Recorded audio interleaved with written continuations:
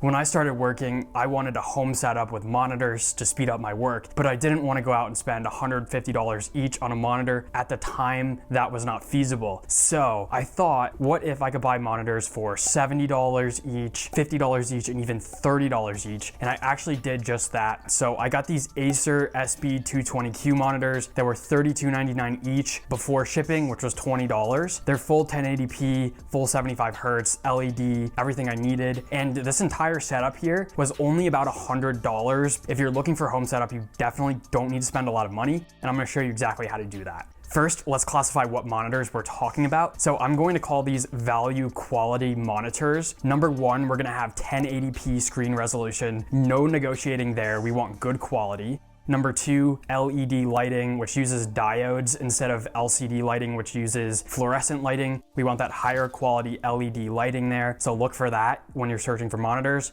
Next, we want to look for screen sizes, typically within 21 to 24 inches, because in that range, you're still able to get them for under 70 while getting the other specifications we're talking about here. Next, for HZ, we typically want 60 HZ or more, and that is number of images per second. So 60 is good, 75 is great, anything higher is bonus. And typically the human eye can only process about 50 HZ per second. So really, if you're just above that range, you should be fine. Lastly, we want to talk about VGA versus HDMI hookups. And VGA hookup is the older version of HDMI in a sense. It's a little bit lower quality, but you can still get 1080p off of a VGA hookup.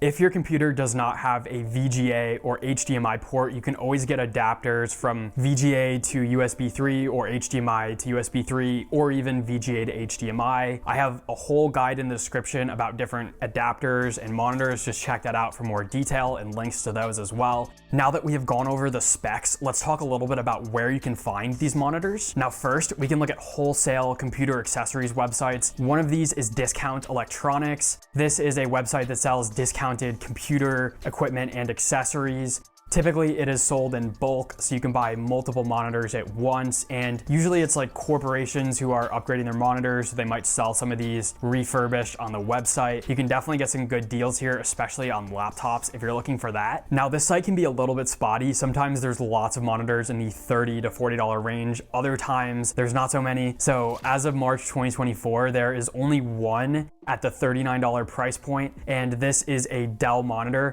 I actually use 3 of these monitors at my office at work, so I can attest to using them. You know, they're good quality, they're 1080p, they're LED, pretty good brightness. They do use a VGA hookup instead of an HDMI, so the quality is a little bit lower, but still 1080p. You can obviously connect them to an HDMI adapter. These monitors are great for doing things at work like Microsoft Office, email, anything you need to do that requires multiple screens. I'm pretty sure they would be good for gaming as well. I have not personally gamed at work before, but if I did, I think I could say that they have good gaming quality as well. One thing to note on these discount electronic sites is they classify monitors by grade A, grade B, and grade C. Basically, these are by quality. So grade A monitors are typically refurbished. They're like new condition, sort of off the shelf in a sense. Grade B has minor wear and tear, such as like minor scratches and maybe a dent or something. And then grade C monitors, all you need to know about these things is just avoid them at all costs.